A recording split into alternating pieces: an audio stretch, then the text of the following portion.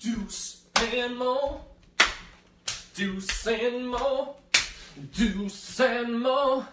They tell you what they know. Deuce and Mo, Deuce and Mo, Deuce and Mo. The podcast that you know. Test 1 2 1 2 1 2 1 2 test 1 2 1 3 5 6 7 8 9 10 1 2 3 4 5 6 go. Sasha Vezi.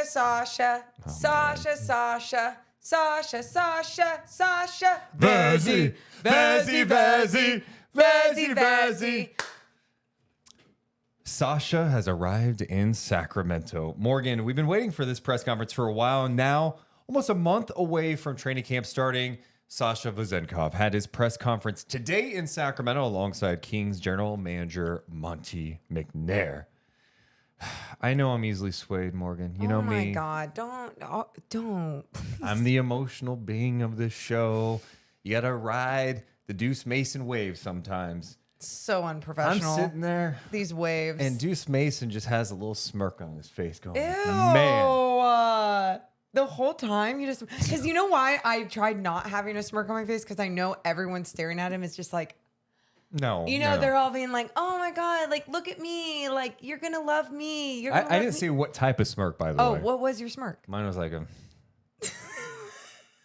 Oh, wait. Does that look kind of intimidating? It was kind of, like a wrestler's. Yeah. Okay. Like, we're here to mess some shit up. Okay.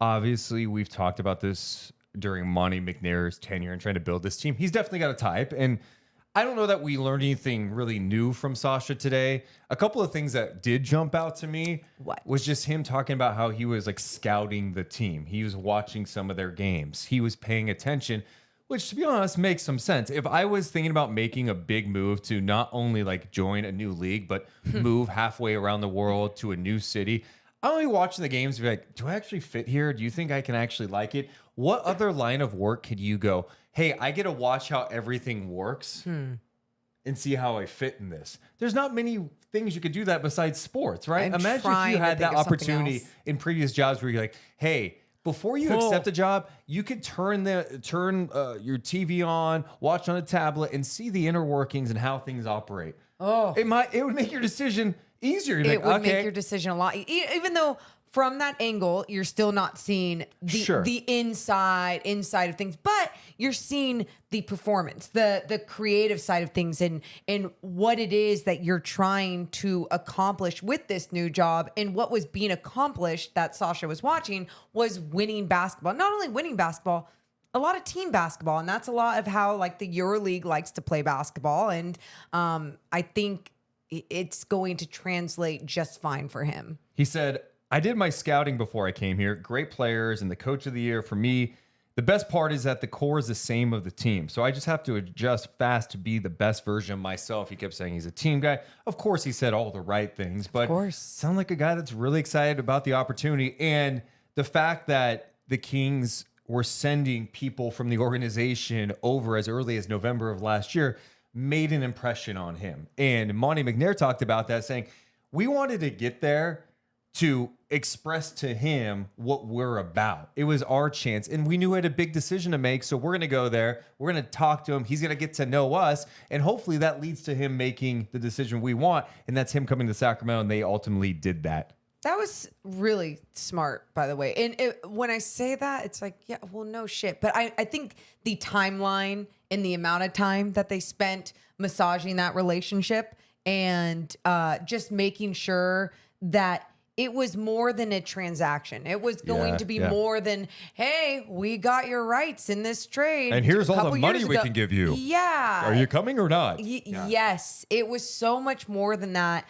And I think from someone from the outside, I appreciate that. I appreciate an organization that's willing to be patient and take the time and feel the importance with it. But also, I really like that it was done this way. And I think the other thing too is, you got to see the product on the floor and see that it was winning basketball. Sure. But isn't it nice to like people that you're going to work with. Yeah. And that goes to, obviously the time that Mike Brown was there or Monty McNair or the rest of the crew. It's great. They all got to share their same love for the game and other things as well. If you're just a fan of basketball and you turned on a Kings game last year, you could be a Lakers fan. You could be a Grizzlies fan, a Warriors fan. If you turned on a Kings game, you enjoyed watching them play. Yeah. It's just they were that team last year. It was a fun style, right? The off-ball movement, the shooting, the explosiveness, the pace. I think it's everything that makes basketball special. We've seen that over the years with the Warriors, but the Kings offense was so fun to watch last year. And if you're Sasha, who is over there playing in the EuroLeague, and you're playing a system where there's movement and there's off-ball movement, high IQ, ball movement, shooting, you no doubt watch the Kings and go, I could fit into this. And I think he's going to be a great fit. I really do. And I thought Monty had some interesting points. He was talking about his, offensive IQ, but he says, but defensively his IQ. And that's a point, we've talked about on the podcast, because I think Sasha gets knocked a bit, people questioning whether or not he's athletic enough for the next level. The EuroLeague is not as athletic as the NBA. We know this. We acknowledge it. But I do think with Sasha and defense in general, you have to understand defense. You have to understand where guys are, the movement, communication. You have to have high defensive IQ. And I think just him having that ability is going to help him at the next level. Is he going to be an all defensive guy in the NBA? No. But if he's in the right spots, if he's communicating, to me, that's like a really important part of being at least a solid defensive team is having those things. You can have your flaws physically or with your athleticism and get away with, at times, in certain situations, I'm not going to act like this, but this goes for everything. And if you are a smart defender, a good team defender, and you are on a team that has a good, solid team defense in place, philosophy in place, then it's going to be easier to plug in those type of players. Of course, you want every player on your team to be one of the best individual defenders that there are out there in this league, but you're not, it's hard to find. It's hard to find all those two-way guys. And I think if you go to the next step and have one of those high IQ defenders, you're on the right track, because that is what Monty McNair keeps collecting with this roster. Yeah, team guys, good guys. It was cool, too, to see some of his teammates out there. De'Aaron Fox was there, Keegan Murray, Mike Brown, assistant coach Luke Laux was out there, Alvin Gentry. So you had some people just watching the press conference, which is pretty cool. And, Sasha acknowledged that as well. What expectations do you have for Sasha in year one? I think my expectations are he's going to just fit in right away. I think as someone who has the experience playing as much professional ball as he has, he may be an NBA rookie, but to me, I think with this team, with the skill level of this team, the basketball IQ, a guy like him it's easy fit. Plug and play. He can shoot. He's smart. He's older, he passes. too. He's 28 years old. He's been around. I feel like he can be impactful from day one. I think if he was younger and we were talking about this, I'd be like, I just really hope he's not passive. I hope he has the confidence he needs. He was the EuroLeague MVP. He's done it at such a high level for a very long time. I think it's going, and we've talked about this over and over, I think it's going to be an easy transition, not only because of his style of play, but I also believe because of what Mike Brown has built with this team, the foundation he has built with this team. He's made it easy. You listen to me and you do what I say when it comes to, our strategy, our philosophy. And if you show something else, you might be given more freedom, right? De'Aaron Fox, Domas Sabonis, they are given much more freedom. And there's a few of these other guys with sometimes those shorter leashes that it's like, if that ball isn't moving, if you're not moving, you're not going to play. And the Kings keep building this roster to have more and more depth that I think Sasha is just going to get better and better at practice with this team and these guys just making each other better. I am curious what his role is going to be with this team, whether he's coming off the bench. Is there a chance he starts over Barnes? Is that a possibility? Or maybe is that something that could happen throughout the season? I don't know. I'm just very curious how that plays because I think he's going to be playing a decent amount of minutes. Yeah, absolutely. And I don't know. It's funny you bring that up. Oh, I hate it being August and we're bringing up what's the starting lineup gonna be? It's August 31st as we record this, but tomorrow's September. Oh, great point. It's September. That's a great And then point. you wake up the next day, all of a sudden it's October. And then the season's here. And then it's November. And then December. Just like that. It's crazy how this works. It's insane. So stupid. Yeah, no, I'm just he said all the right things, like, hey, I'm going to be fine with whatever role I have. I look to improve, blah, blah, blah. The other thing that was brought up, too, was just the adjustment to being in a new spot. Like, you're not just moving from, like, Orlando to Sacramento. Although that's kind of an adjustment, too, right? Yeah, that would be. Come on now. And he was just noting that he feels at home already. He says, I feel like at home, even though I'm here just a couple of days, I feel like I have a new family, and that helps me a lot. I thought that was really cool. And I think, again, the Kings organization, the people within the organization have done a good job of making him feel that. You know, I was talking to someone while I was there, too, and they were saying how like there's media members here that are just like, you know, more open and collaborative and like will let me in, and just like really, it was really positive. And it's funny, you're all trying to get better, and especially on a team, like you want to be the starter, you want more playing time, whatever it is. But at the end of the day, you can accomplish so much more as a team. And I think what she was saying, even in that situation, just everyone always making her feel like comfortable in those situations. And I think with him, it's you have people all fighting for these starting spots and more playing time and being the best out there, but you're a team. And I think that collaborative energy and that effort there with this organization and what it's, because Mike Brown has brought that into his culture and into this team. It's just, you call it collaborative too? It's smooth. Competitiveness can bring out the best in people. Absolutely. It shows their true colors. Like, you're going to bring it in camp. You're going to earn that time. Yep. You know, it may make others step their game up when you add some new pieces to the fold, right? All of a sudden you're like, well, if I want playing time, I got to make sure if I want to close games, I have to do these things to do that. Yeah. So I'm excited for Sasha. And I just think if he ends up being impactful for this team, like I think he can. Yeah. Monty made a hell of a trade. I mean, I know we've talked about this before, but this was like a trade a couple of drafts ago that flew under the damn radar. It's one of those moves that, like, if you're opposing your GM, you're like, yeah, sure. Where he traded a second round second round pick for the rights to Sasha. Couple 2 years ago, 2 drafts ago, whatever. Imagine getting that call on draft day. You're like, hey, Kings are calling me. The Cavs are. Let me take this. Yeah, what's up, Monty?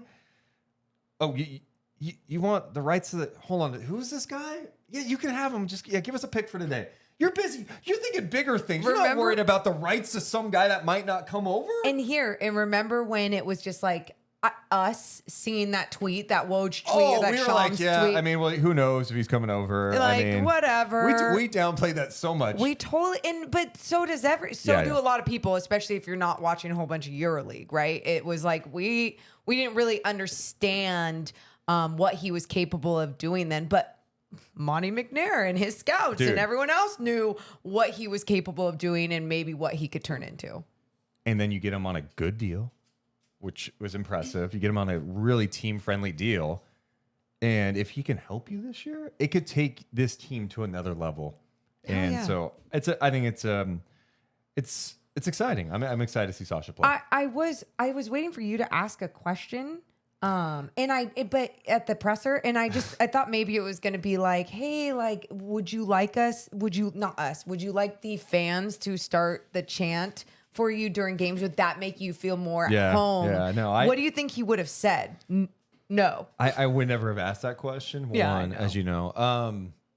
I don't know why I didn't ask a question today. I was really. I feel like it. I was just joking. I didn't think. I didn't care that. I was chilling. I was feeling the vibes of the room. You know. Oh, I was chilling. I was just. I was more thinking of the chant. And I really hope it catches on. It's not going to catch on. You really don't think? No, I mean, maybe Sasha, Sasha, Sasha, Sasha, Sasha, Sasha, Sasha, Vezzy, Vezzy. Hey, look, I would love for it to catch on, and maybe I'm down our audience a little bit, but the power of our audience, I don't know. Just a little bit. If you guys are watching this Cowards. or listening, Do it. Deuce's way of trying to get people to do the chant, my way, encouragement. Any other things jump out to you from the Sasha press conference? Nope. Everything I wanted it to be. Things just going smoothly. Him holding up the jersey. It all felt great. I loved it. Was happy with it. Giving up number 7, huh? You think Metu's offended by that? No, I don't think he's offended by that. We're taking a quick moment One quick moment. to say we're really excited about the upcoming season. So excited. We're going to be live after every game again for Night Chats, but we have some exciting new perks for you, our listeners and viewers of the Deuce and Mo podcast. We have some new ways for you to support us. We think, one, all you guys who watch us, Thank you. hit the thumbs up, subscribe, drop us ratings. That's awesome. We're also doing some new things. We got a Patreon. We got a Patreon. If you go to patreon.com/Deuce and Mo, we got a couple of ways you could support the show and you get some perks with it. So go to patreon.com/Deuce and Mo for the details of that. You could do the same thing on our YouTube page. You could join and become a member, and we're offering some new perks. We're talking some merch discounts, and we're dropping new merch this season. We're talking about some exclusive Q&A access for members every month throughout the year. We're going to be doing a lot of fun stuff. And if you feel like, hey, I want to throw these dummies a couple of bucks here. You know, they produce some good content. You don't have to. There's no pressure. No, you're all deuce bags and morons no matter what. A no pressure invite to go to patreon.com/Deuce and Mo. For those who are listening or watching this and going, you guys are really? Oh, that's fine. You can just hit the thumbs up and subscribe instead. Support. We appreciate you guys. The Kings could be adding another new face. JaVale McGee was waived the other day by the Dallas Mavericks, and Chris Haynes reporting that the Kings are interested in the veteran. We've got some breaking news at this hour. Oh! I'm interrupting that Deuce Mason. Yes. Because this present Deuce Mason's here. Good. And this present Morgan Reagan is here. Real. So it's me. We just found out right after we got done recording this whole podcast that JaVale McGee is officially signed with the Sacramento Kings. JaVale McGee has been all over the league. Top of my head. Washington, Denver. Do you want me to look it up? A couple of stints in Denver. You had Washington in there. Who he played for? You got Cleveland, Atlanta. Oh my God, Deuce. Phoenix. Dun, dun, dun, dun, dun, dun, dun, Golden State. Uh-huh. I think I named all of them. So Did you say the Wizards? I think yes, I did, of course. Did you say the Nuggets? I did. Thanks for listening. Did you say the Sixers? I did not say the Sixers. That was one. Okay, I would have gotten there, but I did not say the Sixers. Go up. Go ahead. Okay. You said the Warriors. Yep. You said the Mavs. Yep. You said the Lakers. Yeah. Did you say the Cavs? Yep. Nuggets. Did I say Hawks? You don't need to say Hawks. Oh, damn it. You're just throwing shit, seeing what's gonna stick. Knock Hey, it you know off. what? Sometimes the basketball mind gets jumbled. It's not even training camp yet. It's off-season mode. You can't hate on me for that. Anyway, let's talk about JaVale McGee for a second. So Mike Brown, of course, knows him from his days with the Warriors. JaVale McGee, 35 years old. He played 42 games with the Dallas Mavericks last year. What's interesting is last offseason, he signed a 3-year deal with the Mavericks. They brought him in to be the starter. He started the season with them, but then fell the rotation. They just waived him. They did the stretch provision. So that's a little surprising to stretch provision him this early in the deal. But whatever, Jason Kidd could not find a way to like fit him in the right way, or it just didn't work there with JaVale McGee in Dallas. It's funny. I do remember him playing really well against the Kings. God damn it. Yeah. It was that game. It was the night before Luka and Kyrie played their first game together. Oh. The Kings lost to the Dallas Mavericks in Sacramento with Luka not playing. And JaVale McGee came off the bench. You're like, where did this guy? He hasn't even been playing. He had 11 points, 9 rebounds, 3 assists and he did in like 18 minutes. Wait, do you have that written down? I wrote it down earlier. Okay. but I was like, remember wait, it. I do not see this right now. Oh my God. Yeah. Oh, thank God. One of his best games, was 11 like- points, 9 rebounds, 2 assists in 18 minutes. That happened in February. So if he ends up coming to Sacramento, it's going to be interesting to see what type of deal he gets.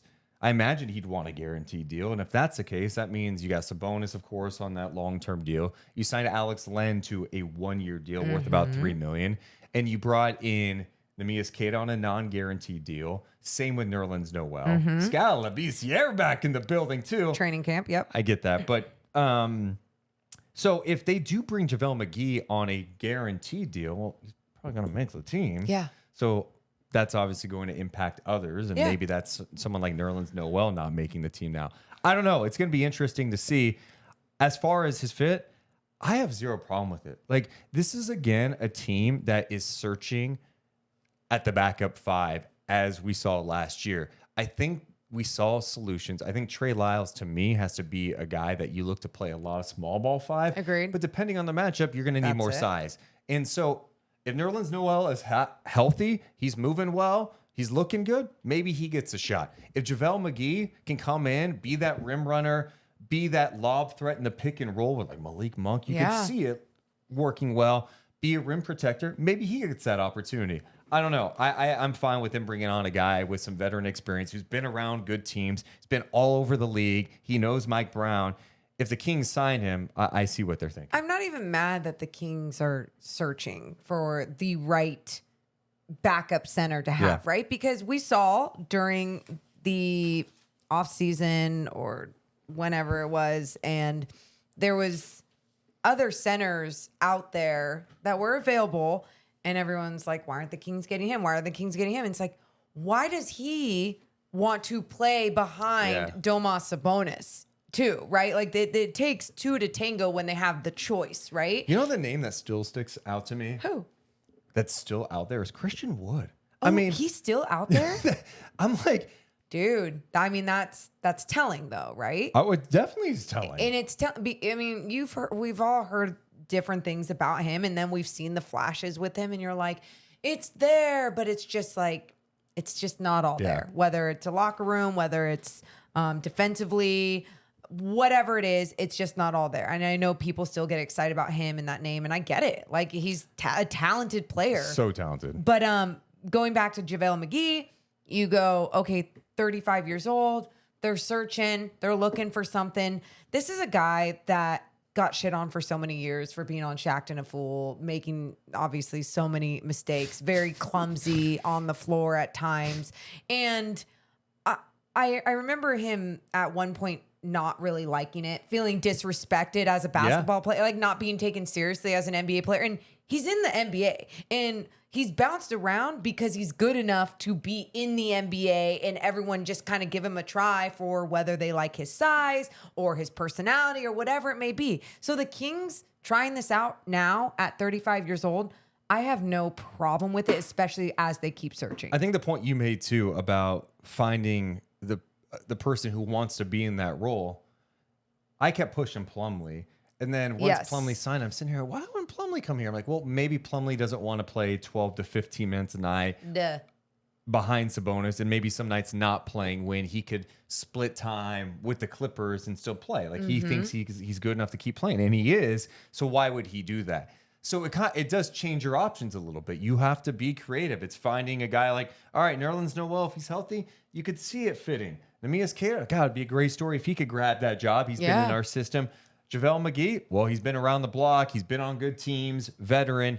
He's going to be cool. He's going to be cool with this role. And so you have to find guys who are buying into this opportunity, buying into the system, sure, but also understanding that, you know what? Like, see the Sabonis? He was third-team All-NBA last year. He's an all-star. He's playing the majority of the minutes, and you may not play some nights. Yeah. And also that it goes a lot to, like, look, this is how the team wants to run things, especially when they have Sabonis on the floor. It's not going to be the same when they have the backup on the floor. Maybe a little bit more with Alex Len. Like, we know he is a competent passer and can do other things with his big body size and I don't know, he can see the floor well, whatever. But I think with some of these other guys, it's like, are you looking at them as more of a lob threat? Are they, starting at the high post? Are you running something out like a back screen on them? So then you're finding a way to get them scoring there. Are you giving them more of the role of like, you're in there to rebound, or you're in there to stop Rudy Gobert, or you're in there because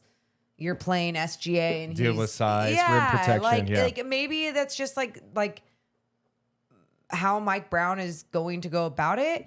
I was going to say I'm excited to see it. I'm curious to see how that goes. And I think out of all things, it's okay to still have this flaw going into the season. And maybe it's something that ends up being better than we even thought. Another thing that we learned this week, Mike Brown was at the Sac Republic game, hanging out, having a good time. Sean Cunningham, of course, Mike Brown's just chilling, watching the game, and Sean comes up with a mic and sticks it in his face. Yeah, Sean, you guys should watch the game. Such a dick. Hey, can you talk about the Kings? Can you do more work, and can I get an interview all the time? I'm just Jesus, kidding. Sean, put the mic down. I'm kidding. But Sean was asking him about the offseason. Mike Brown had this to say: I'm looking forward to seeing how we can handle the pressure. It's flipped now. We're no longer hunted people. People are hunting us. And their expectations. So how do we handle that? I believe our guys are ready for it. And with the fans that we have here and the juice they brought last year, let's go. Let's get it. I feel like you were trying to channel your inner Mike Brown when you were actually saying that. Look, I'm just trying to spice it up a little. You want me to say, here's what Mike Brown had to say. I'm looking forward to. I was just trying to add a little more flair to it. You're good. I like it. Didn't he or someone say at one point last season something about being the hunted now? Yeah. And then everyone's like, I didn't know about that yet. And like people were just getting super weird about it, like it was too soon, when really he's like, no, cuties. I know what I'm doing. I think the point is you're not going to be surprised by this team anymore. I think people around the league know, like, oh, this game against Sacramento is going to be tough. I was talking to you on the way to the press conference today, though. I mean, if you just look up and down the West, I think I said this at one point last year too about the NBA season, but like, who are just the awful teams? There used to be like way more awful teams in the NBA. Yeah. And I just think with the talent level in the league, you don't have that as much anymore. Like, I look at the West and I could tell you today, I believe San Antonio, who had the worst record in the West last year, is going to be one of the worst teams in the West still, even with Victor. And I think they're going to have some exciting moments. I think they're going to be entertaining. Victor's going to have some fun nights. It's going to be exciting, all that. Other than that, I'm going, who else is going to be awful? Portland has a chance to be bad, especially if the Dame thing ends up happening. And it's a young team. They have talent, but it's a young team. Sure. Okay, who else? Yeah. Utah, Dallas is still good. Throw Houston at me, and this is what we were talking about in the car, and we're like, even with Ime Udoka and what he did with the Celtics so quickly, obviously different pieces with that squad, but now you have some adults in that locker room. Yes. You got Dylan Brooks. Okay, if you don't want to put him in the adult category, whatever. Then you got Fred VanVleet. But on top of that, you have Jalen Green, who has another year under his belt with some more maturity. Jabari Smith showing flashes in Summer League, right? Şengün, who's interesting. No, I look at that squad and I go, like, even if you're not a Dylan Brooks fan, there's no doubt that Dylan Brooks can bring out some sort of competitive spirit and give what Udoka wants out there. Yeah. And hopefully the young guys buy in. My point to that, Houston's going to be better this year, I think. So anyway, you look at the rest of the teams that were like playoff teams last year. Okay, so maybe two really bad teams in the West? Yeah. If you want to say that? Yeah. And I know there's going to be always one team that maybe surprises us that's better than we think, or one that's supposed to be good and drops off, whatever. But even going in the East, I'm going, all right, who are the awful teams? Washington's going to be weird, right? With their transition with Kuzma and Poole. Detroit, can they look better with Monty Williams, Duren? I tried selling Deuce on Detroit a little bit. Like, I'm like, oh, they're not, like, if you just look at their roster, it's not as bad as it look, but like, how does it come together this season? We'll see. But if you told me they're not going to be the worst team in the East like they were last year, I would buy that. Okay. Fair. Charlotte, I think, is going to be bad this year, even with guys coming back. I'm not buying into them. I think that's a bad situation. Okay, so Washington, Charlotte.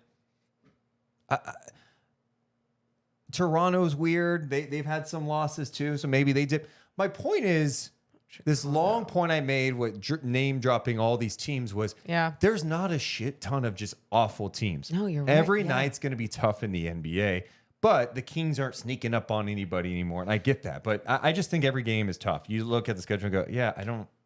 Who's got the edge? And the West is all jam packed again. I love that vibe. 1, 2, it is so interesting that right when the Kings seem to like take a leap with their organization, that their everyone's team, good. Like everyone's. What are we doing? Like, why can't there be a few shitty teams that the Kings can? Like, even when you talk Orlando, you're talking about another team that showed some excitement last year. Banchero in year 2. Wagner's good. They've got some nice pieces. Right. So oh my God. Can it be October? But I think Brown's point about the pressure, yes. I think, one, there is more pressure, no doubt, right? Yes. Like, I think every Kings fan expects this team to make the playoffs.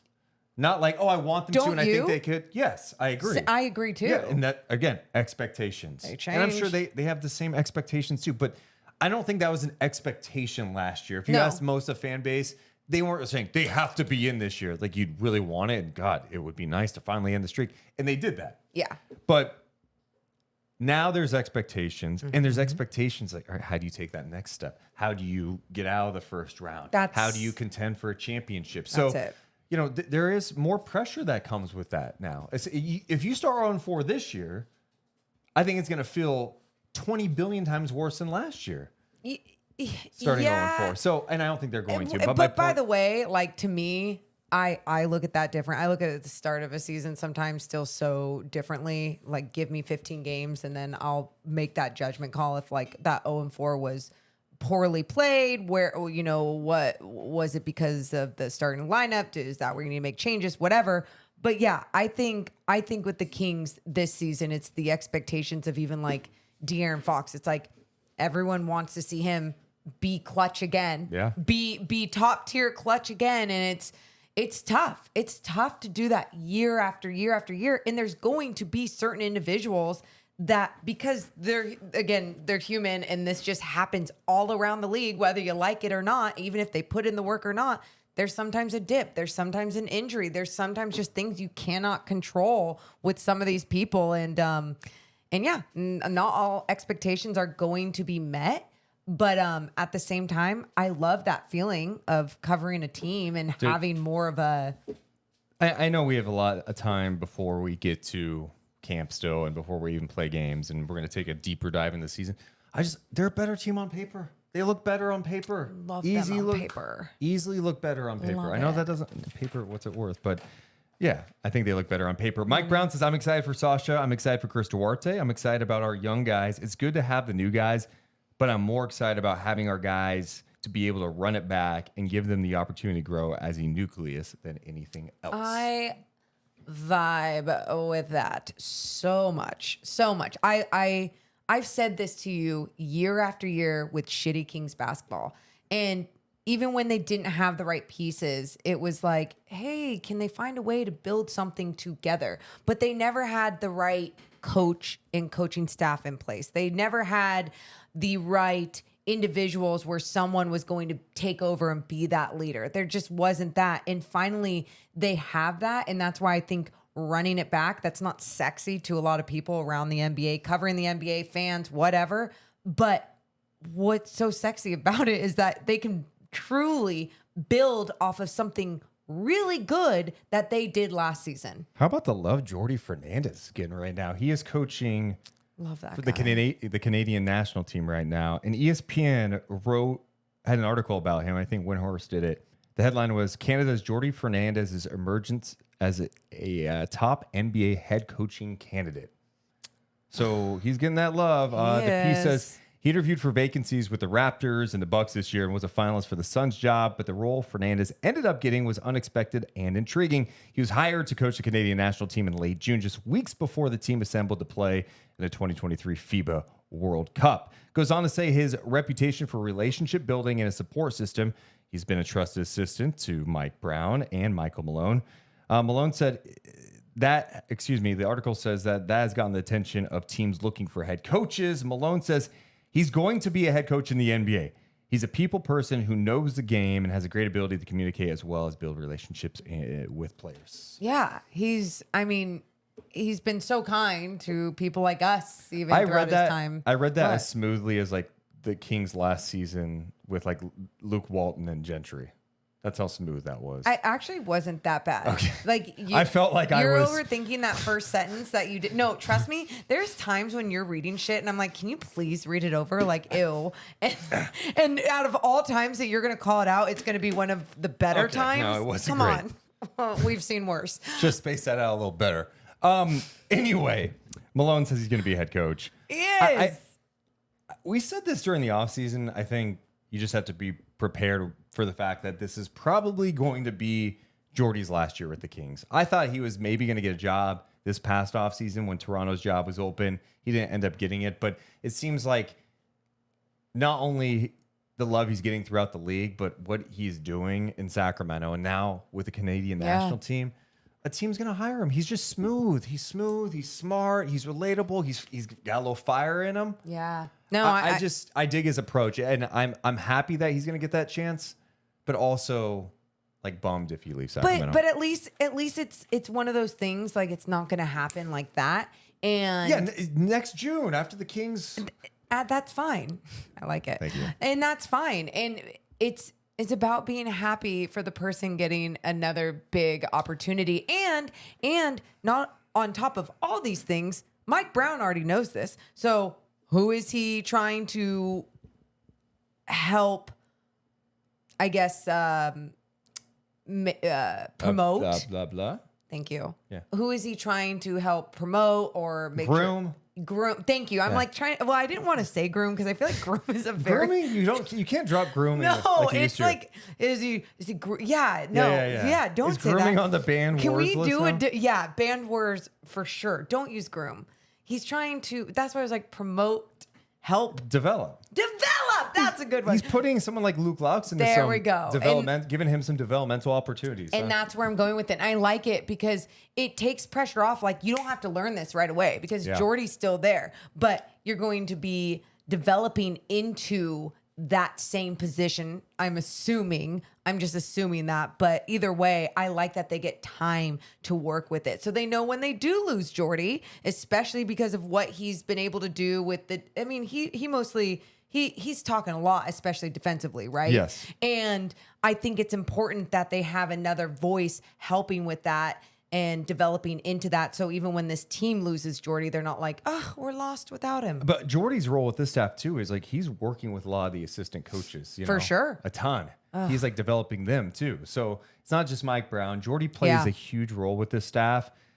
And also, look, if Jordy ends up getting a job next summer, it's going to be...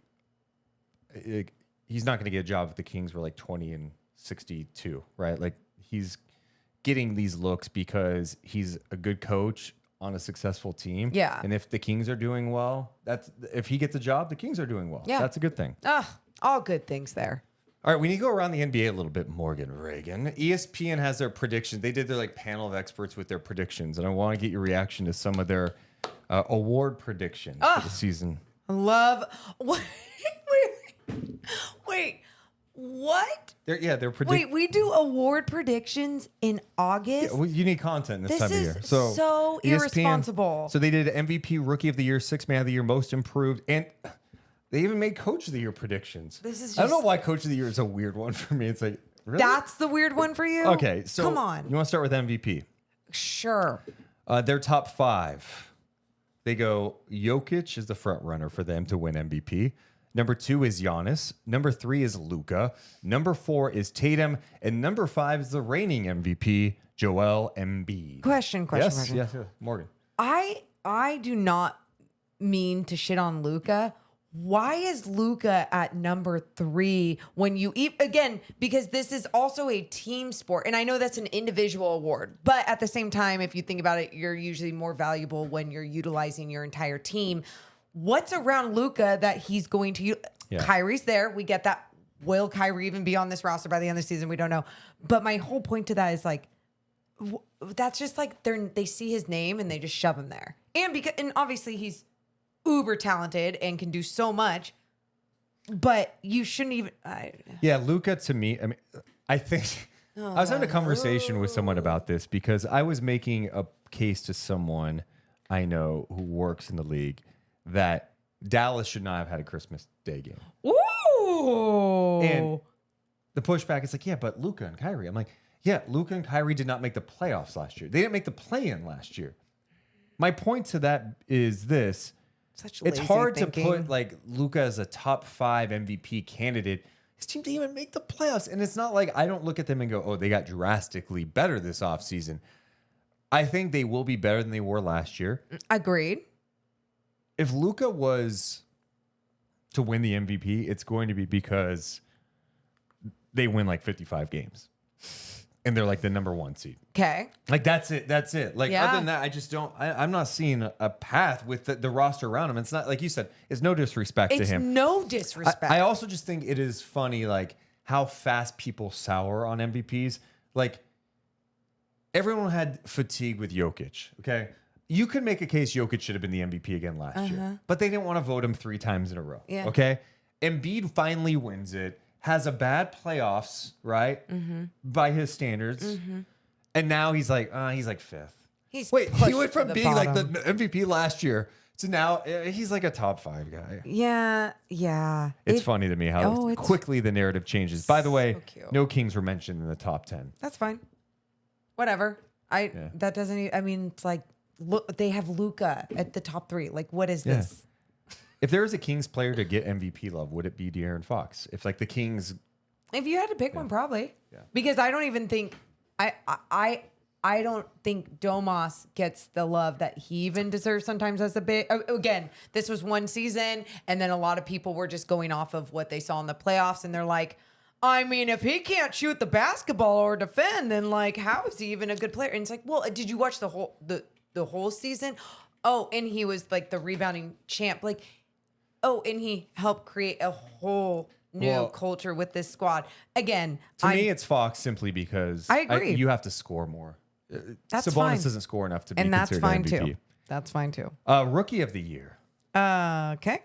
You have a prediction who they picked for Rookie of the Year this year? No, I don't. We had an interesting draft.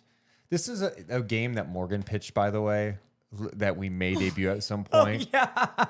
And because she never remembers anything. I have the worst memory. We were like, oh, do we have a game called, does she remember? Yeah. And I give hints until she, I think I remember. Mo, remember. Or like, maybe she doesn't. You guys will be talking about a game, and I won't remember like Malik Monk dropping 40. So Rookie of the Year. You don't have any predictions as to what you remember this draft. Who got drafted number 1? Please, I know by this, the Spurs. but please don't tell me. You know what's so funny? When you said, "Do you have any predictions?" Asar Thompson came to my head, and I'm like, "Well, I get." He was not in their top 5. He was actually 6 in their predictions. Okay, so Wemby won. No. Thank God, because and I just say that because I'm like, that's so obvious. Okay, but who's number 1? It's funny. Okay, I'm just gonna go over the list. The top 5. Number 1. Chet Holmgren, who's considered a rookie this year. He did not play, of course, last year with OKC. Number 2, Victor Wembanyama. Number 3, Scoot Henderson. Yeah. Number 4, Amen Thompson. Okay. And number 5, Brandon Miller. It's interesting Brandon Miller is at 5? and Brandon wasn't very good in the summer league. He was not. Victor being number 2, I'm surprised. I'm honestly surprised they didn't put him number 1.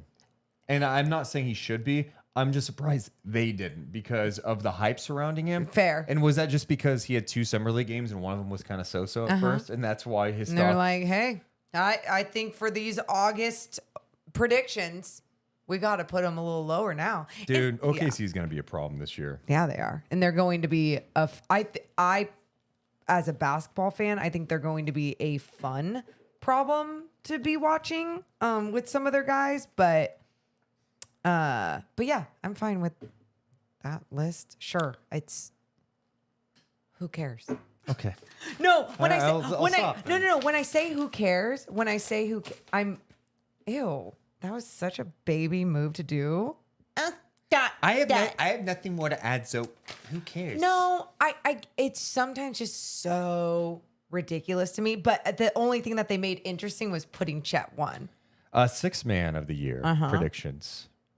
Man, I was very surprised by who they put number 1. Okay. They're a panel of experts. Very honestly, if I came up, I don't even think he'd be on my list as sixth man of the year. Chris Paul, number 1 as the favorite to win sixth man of the year. I'm like, do we know is he coming off the bench for sure? Do we know for sure? I feel like that's shade thrown too. It's like, didn't he already get asked like about coming off the bench? And he's like, "Are you the coach, Kendra?" Right. And then the other thing too with him is like he's also never done it. He also misses a lot of games. So like, there's just so many. It's just very surprising that their panel experts are like, yeah, let's pencil him as sixth man of the year this year. Number 2, Austin Reeves with the Lakers. I mean, I don't know. Can he get in the starting lineup? This guy's good. I love Austin Reeves. Okay. Number 3, Russell Westbrook, who fit in great with the Clippers last year. Fair. Number 4, Tyler Hero, who has won it before a couple of years back, and tied for 5th, Emmanuel Quickley of the Knicks and Malik Monk. Cool. Last 3 years, the winners have been Brogdon, Tyler Hero, and Jordan Clarkson. Yeah, I think Malik could have a shot to be in the mix for it. I thought he got off to I remember Brown was pushing him hard early in the season. That was cute. Like a little too early for my liking. I'm like, Coach, it's November 7th. Like, what are we doing? But yeah, I think for him, it's just consistency. And I think nowadays it seems like the new trend for six man has been like they have to push like 20 points a game almost. So maybe that's why Malik is not going to be a front runner because he's just not going to have that opportunity, I don't think. Yeah. If he doesn't have that opportunity, I completely understand that. And it's like, who cares anyway if they're winning? But I am also curious too, because we were talking about that when talking about the Sasha Vezenkov presser. It was like, what's that second unit going to look like? Right? Like, how is Mike Brown staggering? Assuming Harrison Barnes is starting, and then let's just say he's not staggering the rotation right away, even though he will. But I'm just gonna go with this: Davion, Malik, Sasha, Trey Lyles, like wherever else you go with that situation, right? It will be interesting to see how Malik either creates for his teammates, especially with someone like Davion, who has talked about working on his shooting, and then having someone like Sasha Vezenkov who can shoot the shit out of the ball, right? Maybe he's one of those guys that is like truly making so many other people better. But then when they're not being aggressive scorers or outside shots aren't hitting, he's the one that's chaotically taking it in. He can create his own shot. He can get someone else a shot. The pick and roll is nice. We know he can get hot. I just don't know that he would score enough to be in the running. Especially, that's the other thing too with sixth man of the year. I have this thing, and I'd have to go back through history, so it's probably unfair I even bring it up. But if you're at like 30 minutes a game, you shouldn't qualify to be sixth man of the year because you're kind of a starter. You're playing starter minutes. To me, sixth man of the year should be like you're a bench player and you're super productive. 25 minutes a game. But that 25 to 28. That's if you're technically 30, what it is. 30 minutes a night. I know. You're playing the majority of the game because you're that good of a bench player. Whatever. Most improved player. Another award that I just don't know how I feel about it. This is their list. Number 1, Cade Cunningham. Number 2, Jabari Smith. Number 3, Evan Mobley going into year 3. Number 4, Jalen Green. And Josh Giddey tied at 4. And then Anthony Simons of the Blazers. Yeah. Well, Anthony Simons already has taken somewhat of a leap anyway. It's a weird list. Yeah. Most improved, I think too often it goes to the young guy taking a jump in year 2. And it's like, yeah, I mean, that kind of happens. Sure. I like the story of the guy who has been kind of around the league. And they just Isaiah Thomas is a story like that kind of vibe. Isaiah Thomas is a great example. When he went from Phoenix to Boston, did he win the award? I don't know. I don't even know if he won the award. I mean, he probably should have. Yeah. Right? Like he took, to me, a jump as a player. Where some of these guys that improved, it's like, yeah, they're in their second year. Isaiah Thomas never won Most Improved Player, and he should have won it. And that's I can feel you on that, especially with like Cade Cunningham, who his first 2 years in the league hasn't even played a full NBA season, right? Like 70 something games. And bring back Comeback Player of the Year. And Cade's probably going to be a prime candidate if he's healthy, right? Like we've seen the flashes from him. He stays healthy. He could win Comeback Player of the Year. I like highlighting the guys too who have, I think the league should do that, where highlight the guys who have gone through bad injuries, have come back and really like shown that they could be out there again. Like Klay Thompson. Oh, right. Yeah. Cade Cunningham. I feel you on that, on the criteria of what a what is it called? Not comeback player. It's a most improved player. Yeah, because who was it? Was it John Morant that won it? That one, didn't he win it like a couple? My favorite thing Morgan does. Oh no! Like I'm supposed to know off the top of my head every NBA didn't he? Like I don't remember anything. We were just saying, and then you have to. We should have a drop for every time because I do this to you. I act like John Morant. Yes, won a couple of years ago. Do you want the last 5 years? And then he ended up giving it to his teammate that I can't think Desmond of. Bane. Desmond Bane. He ended up dropping it off at his house and being like, "You're really the most improved." And I mean. It was, fair. So the last 5 years, Siakam, Brandon Ingram, Julius Randle, John Morant, and Lauri Markkanen of the Utah Jazz won it last year. Oh, I love. Any other questions I can ask you that you might just know off the top of your head? It's fine. I just have to be prepared for anything with you. Coach of the Year. Number 1, Mark Daigneault of the Oklahoma City Thunder.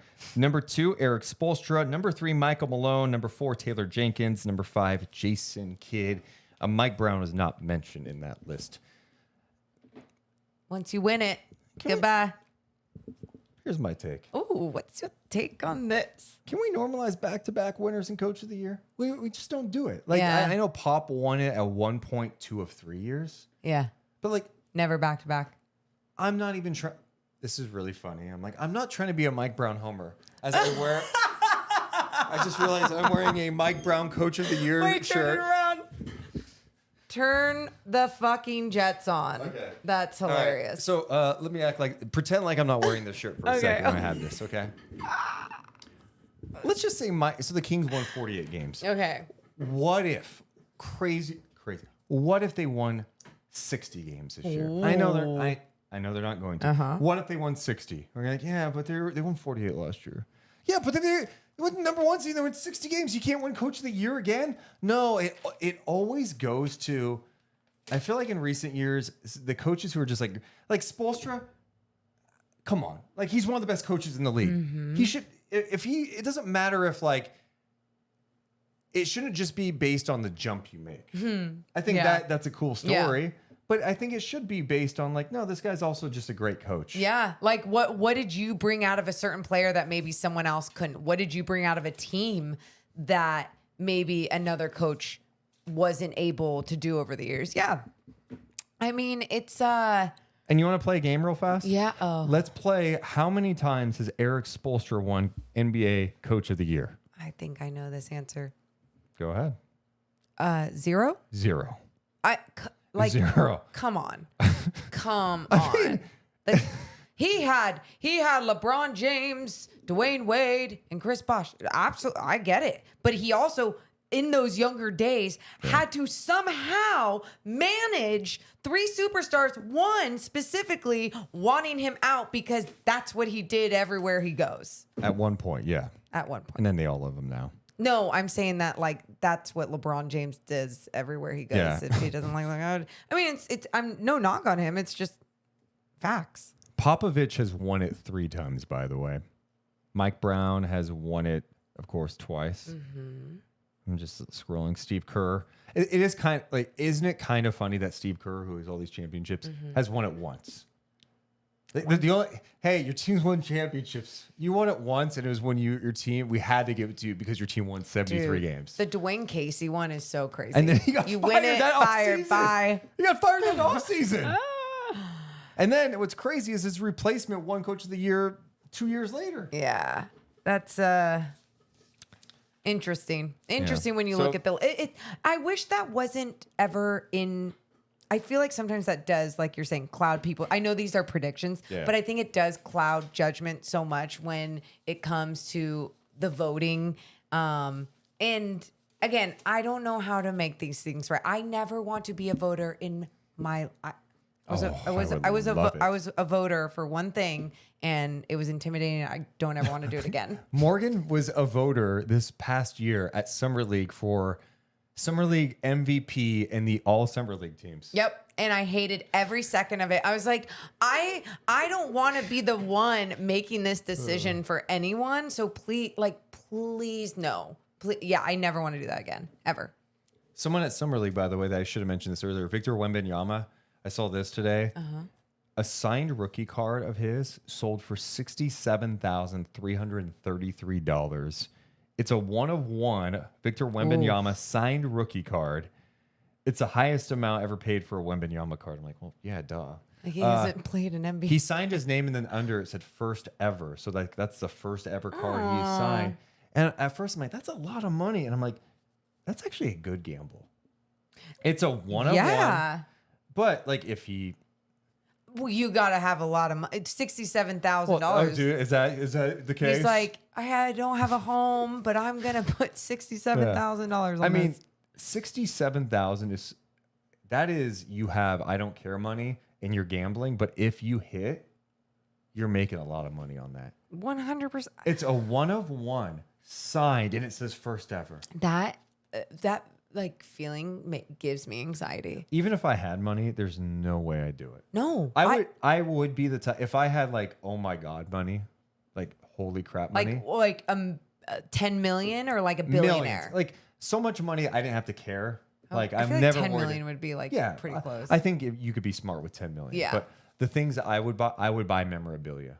I would buy like, hey, this was LeBron's game-worn jersey from when he won the finals. Or this was, whatever. Tony Romo golf shoe. Malik Monk's Band-Aid from that game. That'd be kind of cool to buy. Or if someone could just fake it. Again, I'd buy authenticated stuff, Morgan. There's a process with this. It's not like they just go. I don't trust anyone. I don't trust the world. No, I'm not buying that shit. Well, I think we covered a lot of ground for a late August, early September podcast. Yeah. Sasha's in Sac. Yep. Mike Brown's talking about being hunted. Oh. Jordi could be leaving soon. Oh. You got all these ESPN predictions. And then a $67,000 rookie card? What's up with that? Appreciate you guys being with us. Make sure to hit the thumbs up button. Make sure you're subscribed to our YouTube channel. If you're listening to the audio version of this, we appreciate you too. Make sure you drop us a review on Spotify or on the Apple Podcast Store. We love you guys, but we got to go. You all have a wonderful rest of your day. See ya.